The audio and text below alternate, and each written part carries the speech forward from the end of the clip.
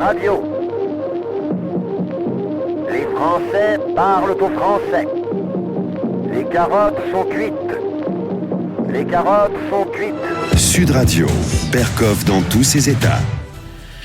Dans tous mes états, beaucoup moins que la droite et beaucoup moins qu'un certain nombre de partis politiques, dont la caractéristique, justement, est de bien uriner sur son territoire pour surtout ne laisser rien entrer. Je suis volontairement vulgaire, mais on constate que effectivement, la politique des murs ne concerne pas que Trump. On en parle. Sud Radio, Berkoff dans tous ses états. Le face-à-face. Et tout de suite, André Berkoff, on accueille votre invité, Éric Tegner, qui est ex-candidat à la présidence des Jeunes Républicains, président du collectif Racines d'Avenir, mouvement de jeunes qui milite pour l'union des droites. Éric Tegner, bonjour. Bonjour. Alors, vous avez 25 ans, vous faites partie des Républicains, enfin, en tout cas jusqu'ici. Tout à fait, depuis 6 ans. Ouais. Voilà. Les Jeunes Républicains, bien sûr. Vous avez votre propre mouvement, justement, de jeunes Racines d'Avenir, on va en parler, mais moi, j'ai entendu parler de vous, comme beaucoup, depuis quelque temps, et vous prônez l'union des droites. Et alors, on a tout de suite entendu deux réflexes conditionnés pavloviens, les uns qui disent « Ah oui, c'est intéressant, bravo », et les autres disent « Ah, fachosphère, comment ?» Alors, expliquez-moi, pour vous, ça veut dire quoi, l'union des droites? Et, seconde question corollaire, est-ce que ça ne concerne que les droites? Vous savez, André Berkoff, ce qui est toujours intéressant et surprenant, c'est de voir que les premiers défenseurs de la mondialisation, de la fin des frontières, sont à chaque fois contre, en fait, dialoguer avec les autres. Simplement, le concept d'union des droites, en fait, c'est de se dire, eh bien, aujourd'hui, il faut mettre fin. Et là-dessus, je rejoins Emmanuel Macron qui dit que, finalement, ce qui tue la société, ce sont les rentes. Et pour moi, la première des rentes, la rente la plus puissante, la plus étouffante, c'est cette rente, justement, intellectuelle, que nos aînés veulent préserver le plus longtemps possible, en fait, qui dresse des murs, vous le disiez tout à l'heure, entre les Républicains et le Rassemblement national, alors que pour moi, aujourd'hui, eh bien, il y a plus de points en commun entre ces différentes formations politiques que de divergences. Alors l'union des droites, pour moi, ce n'est pas une question d'alliance politicienne, c'est simplement la question de se dire, il va déjà falloir dialoguer. Parce que pour l'instant, on parle d'union, d'alliance, mais déjà, il faudra un dialogue. Aujourd'hui, il n'y en a pas. Et c'est de dire, il faut être capable de se dire qu'aujourd'hui, le centre, il a rejoint Emmanuel Macron. Et les Républicains ne pourront jamais gagner, on les voit dans les sondages, ils sont à 14%, s'ils ne font pas des alliances. Et ces alliances, aujourd'hui, elles doivent être justement avec ce qu'on appelle la droite de la droite, donc avec Debout la France, avec le Rassemblement national, sur différents points, notamment sur une question simple qui est la question identitaire. Moi, je considère qu'aujourd'hui, la politique, c'est une question de priorité. Aujourd'hui, si on considère que l'économie est la priorité, on peut aller chez Emmanuel Macron. Parce qu'Emmanuel Macron, de facto, eh bien, sur les questions économiques, eh bien, il fait mieux aujourd'hui que Nicolas Sarkozy. Alors, il est vrai, Nicolas Sarkozy a connu la crise financière. Faut voir les résultats. Oui, mais nous, on n'avait pas non plus beaucoup de résultats. On n'a pas de leçons à donner à Emmanuel Macron sur les questions économiques. En revanche, sur les questions identitaires, on a des choses à dire. Et la réalité, c'est qu'entre le Rassemblement national et les Républicains, eh bien, il n'y a pas réellement de différence. On l'avait vu lors de débats sur la loi Asile-Immigration, où les amendements du Rassemblement national étaient exactement les mêmes que ceux des Républicains. Et puis, il faut rappeler aussi, vous n'étiez pas encore né, c'était les positions du RPR en 90. Totalement, et que Juppé a vite renié. Alors, oui, mais alors, comment expliquez-vous que chez les Républicains, d'abord, justement, même chez Laurent Wauquiez et tout ça, et Virginie Calmels, vous suiviez à un moment donné Virginie Calmels, eh bien, comment expliquez-vous qu'ils disent, attendez, la première chose, il dit, jamais on ne parlera, jamais on ne se lira, jamais on ne fera quoi que ce soit avec le Rassemblement national. C'est un mantra, en tout cas, que l'on entend pratiquement un peu partout, sauf chez les... évidemment pas chez Nicolas Dupont-Aignan, puisqu'il s'est allié à Le Pen, mais comment vous pouvez faire, parce que vous, jeunes, par rapport à la quasi-totalité de l'état-major établi, qui dit « Ah non, pas question ». Vous savez, cet état-major, justement, il est déconnecté d'une grande partie de la base. Il y avait un sondage qui montrait qu'il y avait 66% des sympathisants, les Républicains, qui souhaitaient des alliances avec Debout la France et le Rassemblement national dès les élections européennes. Aujourd'hui, pourquoi justement ces caciques du parti ne souhaitent pas dialoguer et d'alliance avec les différents partis politiques? C'est que les Républicains sont tombés dans une logique de syndic de défense des élus locaux. On le voit bien aujourd'hui. Les deux sujets prioritaires chez les Républicains, ce sont la décentralisation, parce qu'on n'a plus que des élus locaux aujourd'hui, et d'un coup on est passé d'un parti centralisateur à un parti décentralisateur, et ce sont aussi les retraités. j'ai le plus grand respect pour les retraités. Mais moi, vous savez, j'ai 25 ans, je considère qu'il faut aussi parler aux nouvelles générations et simplement avoir un discours sur la CSG comme on l'a eu par exemple durant la campagne des législatives, ce n'est pas suffisant. Donc encore une fois, eux, ils sont dans une idée de se dire, eh bien, si on ouvre nos portes au Rassemblement national ou à Debout la France, finalement, eh bien, on a une possibilité de perdre nos postes. Et c'est justement pour ça que j'ai confiance dans la nouvelle génération qui, elle, voit l'avenir, qui pense que dès 2022, il faut gagner, parce que pour moi, il y a une urgence civilisationnelle et surtout démographique qui fait qu'on ne peut pas attendre 2027. Et surtout, une fois au pouvoir, il ne faudrait pas gouverner avec des Jean-Christophe Lagarde ou avec des François Bayrou.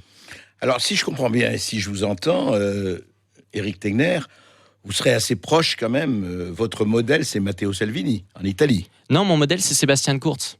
Vous savez, Sébastien Kurz, aujourd'hui... En Autriche. En Autriche, oui. Exactement. Qui a fait l'alliance entre la droite et ce qu'on appelle l'extrême droite, qui est plutôt un libéral conservateur, qui n'est pas vu comme un anti-européen, mais qui est capable aujourd'hui de faire de grandes réformes, notamment sur la baisse de la fiscalité, et en même temps d'avoir envoyé plus d'une 60aine d'imams qui étaient proches notamment des radicaux et de la Turquie. C'est une position extrêmement ferme, c'est la position que souhaitent justement porter les Républicains, mais simplement il faut la faire justement avec ce type d'alliance.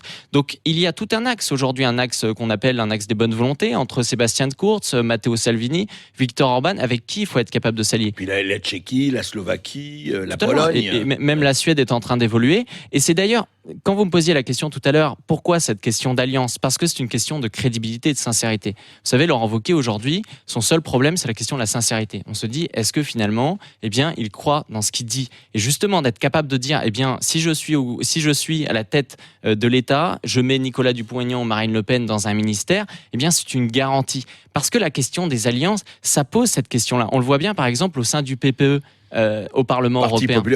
Oui. Exactement, les Républicains font partie du PPE, qui est le groupe majoritaire au Parlement européen. D'un côté, Laurent Wauquiez soutient Viktor Orban à Paris, mais de l'autre, la majorité des eurodéputés, les Républicains, à Strasbourg, votent contre Viktor Orban.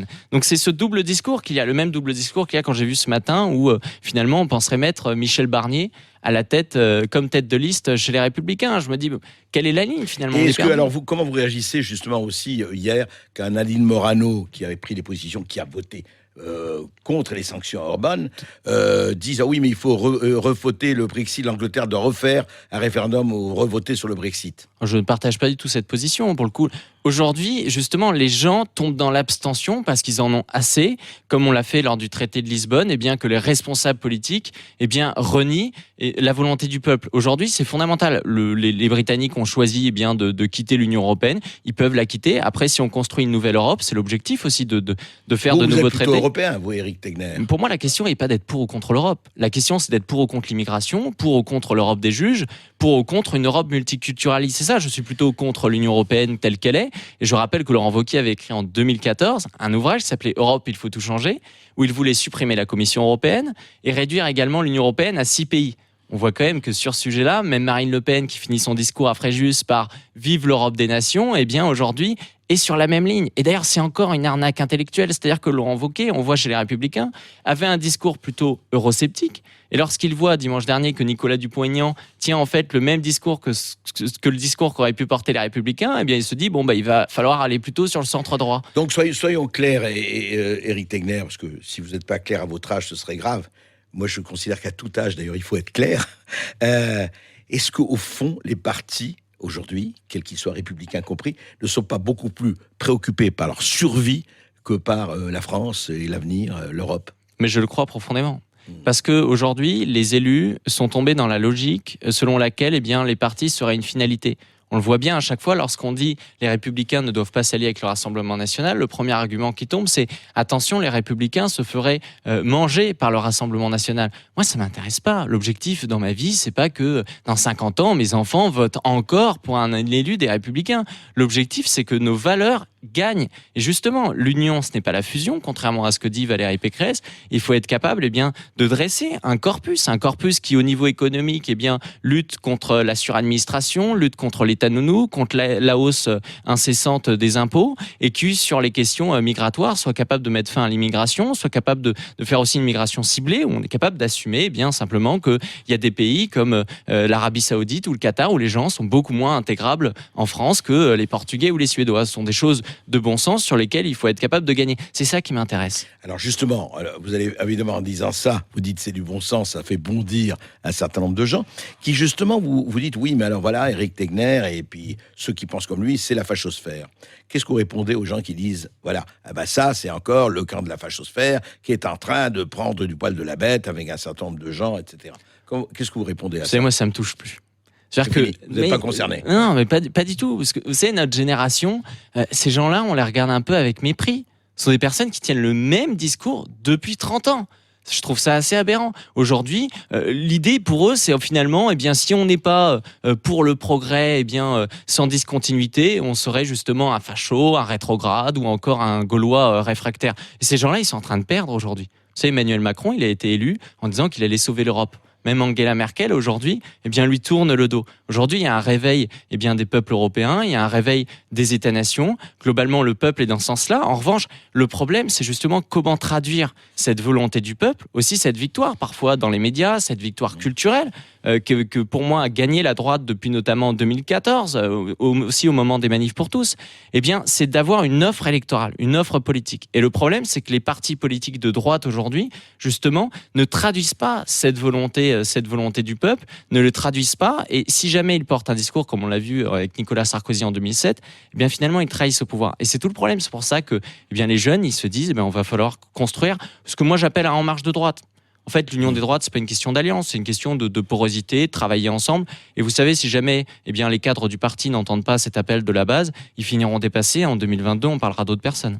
Et alors, comment vous expliquez justement, mais vous, justement, votre regard m'intéresse de ce point de vue-là, il nous intéresse, c'est comment vous expliquez que même à Nicolas Sarkozy, qui est quand même intelligent et brillant, comment vous expliquez en tout cas qu'une partie de la droite, en tout cas vos aînés, ait été aussi fascinés par la gauche, en tout cas fascinés intellectuellement, sidérés un peu comme qu'on est devant, et en se disant oui, par exemple l'ouverture, c'est la politique de l'ouverture, et je recevais, vous savez, il y a 3 jours, très intéressant, un grand intellectuel de gauche, de la vraie gauche, Jean-Claude Michéa, qui est quelqu'un justement de la gauche Orwell, c'est-à-dire pas une gauche en peau de lapin, et qui disait qui commence par Kouchner, finira par Macron.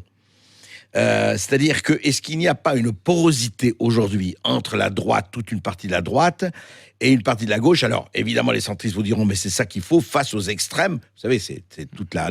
Face aux extrêmes, il faut justement garder mesure, garder équilibre.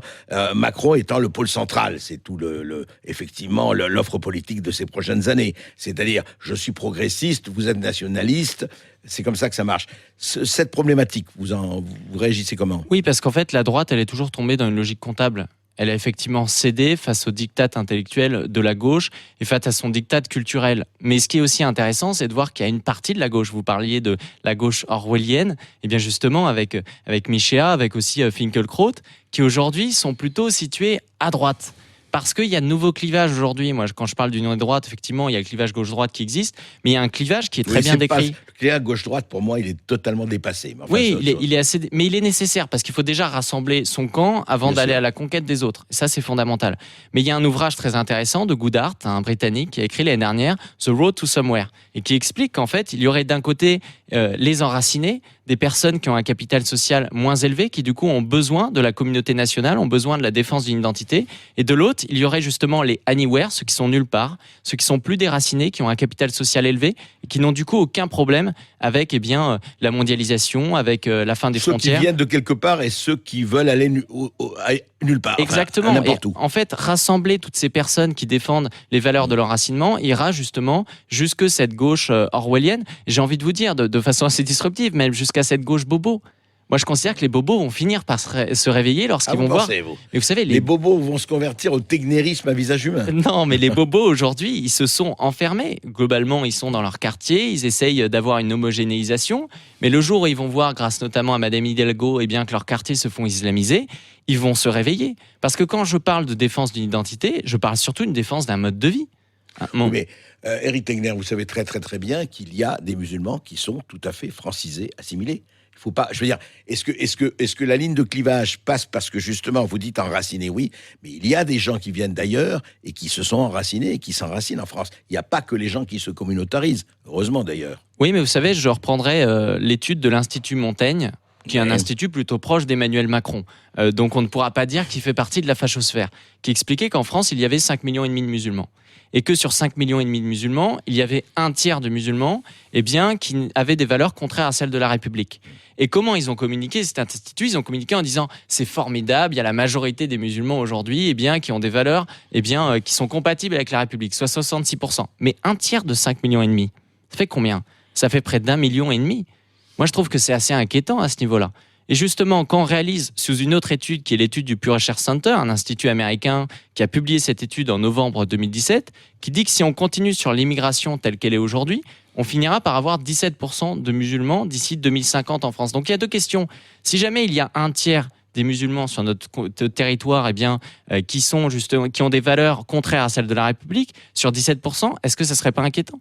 Et la deuxième question, c'est est-ce que finalement on veut que la religion musulmane aujourd'hui soit majoritaire en France? On est un pays de racines chrétiennes et moi je l'aime telle qu'elle est. Oui, mais alors Éric Tegner, qu'est-ce que vous faites à Loge-Cobo, c'est l'homme politique à qui je parle, parce que vous l'êtes. Qu'est-ce qu'il faut? Les expulser, ceux qui sont français? Qu'est-ce que vous faites? Non, moi je suis pas pour cette idée de la réimmigration. Moi je considère aujourd'hui déjà qu'il faut refaire marcher cette machine à assimilation. C'est tout le débat d'Éric Zemmour en ce moment, en fait, qui pose cette question-là, qui dit finalement, qui dit presque à ceux de la gauche qui veulent amener de nombreux migrants.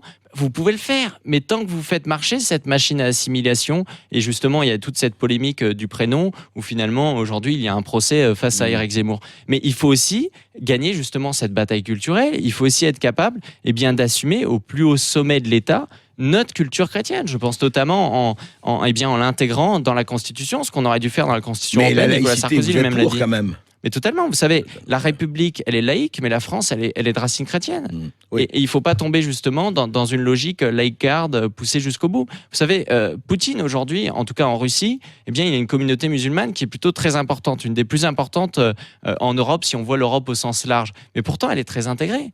Parce qu'ils savent, quand ils arrivent en Russie, que la Russie n'a pas une culture musulmane. Moi, je ne veux pas que la France, demain, devienne justement la fille aînée de l'islam. Je ne veux pas qu'on ait des racines qui deviennent christiano-musulmanes. Vous voulez garder la fille aînée de l'Église, je comprends. En tout cas, ce sera intéressant de voir si les Républicains vont vous garder ou vont vous exclure. Éric Tegner, on vous suit, on va voir et on vous suit avec ce qui se passe. Je vous remercie. Merci à vous, André Berkoff. On retrouve demain à midi dans Tous vos états en direct sur Sud Radio. À suivre sur Sud Radio, Les Clés d'une vie. Jacques Pessis reçoit la comédienne Myriam Boyer.